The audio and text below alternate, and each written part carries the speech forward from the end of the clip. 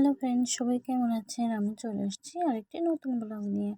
দেখুন আমি চলে এসেছিলাম বাপের বাড়িতে। আর এখানে দেখুন আমার বাবা কী মাছ কিনে নিয়ে আসছে।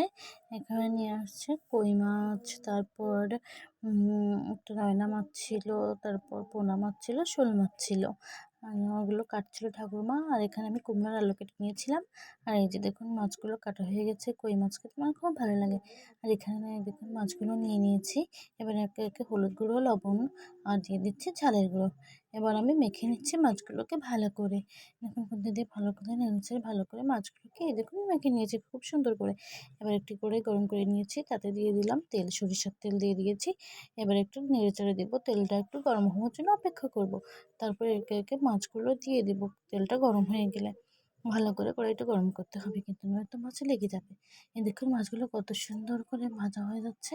এই যে দেখুন এক পাশ ভাজা হয়ে গেছে, এবার আরেক পাশ আমি উল্টে পাল্টে ভালো করে মাছগুলোকে ভেজে নিচ্ছি। এভাবে উল্টে পাল্টে মাছগুলোকে বেশ সুন্দর করে ভাজতে হবে, লাল লাল করে। আমি লাল লাল করে মাছগুলোকে ভেজে নিয়েছি। এবার আমি মাছগুলো একে একে সব উঠিয়ে নিচ্ছি।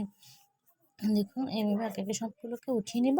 এবার পরের মাছগুলো আমি একে একে দিয়ে দিচ্ছি, কই মাছগুলো দিয়ে দিচ্ছি। এবার আমি অন্য বাকি মাছগুলো, শোল মাছ দিয়ে দিচ্ছি। দেখুন এই মাছগুলো ভাজি হয়ে গেলে এবার আমি তুলে নিচ্ছি এক এক করে। এগুলো মাছগুলো এক এক করে ভাজা হয়ে গেলে এবার আমি এটাতে কুমড়োর আলু দিয়ে দিয়েছিলাম। কুমড়ো আলু দিয়ে তাতে লবণ আর হলুদ দিয়ে ভালো করে এইভাবে ভেজে নিচ্ছিলাম। দেখুন একই তেলে দিয়েছিলাম কিন্তু। এবার আমি একটু ঢেকে দিব। ঢেকে ঢেকে ভাজতে হবে, তাহলে খুব ভালোভাবে ভাজা হবে। দেখুন আবারও আমি নেড়েচেড়ে আরেকটু ভেজে নিচ্ছি ভালো করে। এবার ভাজি ভাজি হয়ে গেলে আপনারা বুঝতে পারবেন, তখনই আমি দিয়ে দিচ্ছি গরম জল। এবার গরম জলটা দিয়ে একটু নেড়েচেড়ে নিচ্ছি ভালো করে। এবার আমি এটাকে ঢাকনা দেওয়ার জন্য দিয়ে দিব একটা ঢাকনা, একটু সিদ্ধ হওয়ার জন্য। এবার আমি ঢাকনাটা তুলে নিলাম। দেখুন কতটা ফুটছে, আর দেখুন অনেক কিন্তু সিদ্ধ হয়ে গেছে। এবার পর্যায়ে আমি দিয়ে দিয়েছি কাঁচা ঝাল বাটা। এবার আমি আবার ঢেকে দিচ্ছি ঝালটা একটু জাল হওয়ার জন্য। এবার দেখুন ফুটে উঠেছে ঝোলটা। এবার আমি তেল দিব তরকারিতে। তরকারিটা তেল দেওয়ার জন্য আমি রেডি হব। এই দেখুন তরকারিটা এখন আমি ঢেলে নিয়েছি। আবার কড়াইটা গরম করে নিয়ে নিচ্ছি। এবার আমি এটাতে দিয়ে দিচ্ছি জিরে, গোটা জিরে, আর দিয়ে দেবো আমি গোলমরিচ, গোটা গোলমরিচ দিয়ে দিচ্ছি। একটু নেড়েচেড়ে এভাবে ভেজে নিতে হবে ভালো করে। একটু ভেজে নিব এভাবে।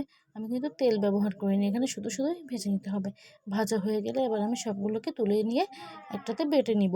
এবার আমি দিয়ে দিয়েছি সরিষার তেল, একটু গরম হলে তাতে দিয়ে দেবো তেজপাতা আর গোটা জিরে। এবার আমি এটাতে দিয়ে দিব কিন্তু কুচানো পেঁয়াজ, অল্প একটু কুচানো পেঁয়াজ দিয়ে দিয়েছি। এবার ভালো করে নেড়েচেড়ে নিচ্ছি।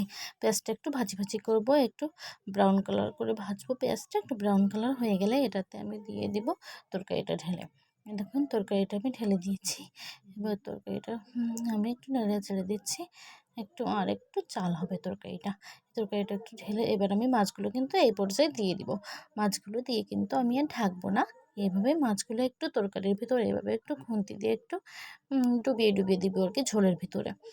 এবার আমি আবার চাল দিব।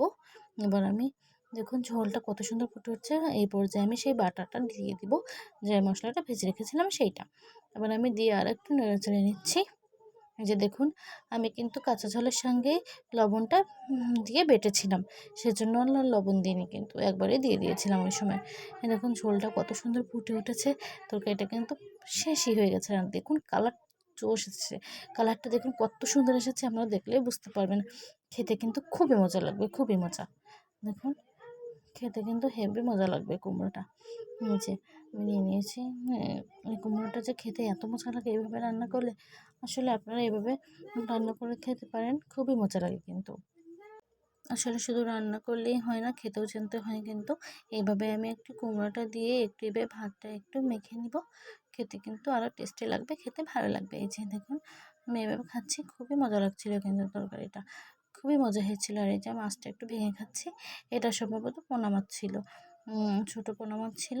এইভাবে পাঁচমিশালি মাছ কিনে নিয়ে আসে আমার বাবা। খুবই ভালো লাগে এইভাবে পাঁচমিশালি মাছ দিয়ে তরকারি রান্না করে খেতে পারেন, খুবই মজা লাগবে খেতে। এই দেখুন আমি একটু মাছটা নিয়ে নিলাম। মাছটার স্বাদ কিন্তু অনেক অনেক সুন্দর লেগেছিল। মাছটার স্বাদ খুবই মজা ছিল মাছটা খেতে। দেখুন আমি এভাবে খাচ্ছি, খুবই মজা ছিল। আলুটা একটু মেখে নিলাম, একটু কুমড়ো মেখে নিলাম। এইভাবে এইভাবে একটু মেখে তারপরে খেয়ে নিলাম।